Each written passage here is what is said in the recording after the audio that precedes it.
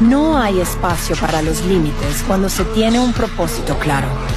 Limitarse es aceptar una vida a medias. Es traicionar las posibilidades que llevas dentro. Si aspiras a algo grande, debes estar dispuesto a pagar el precio que pocos se atreven a considerar.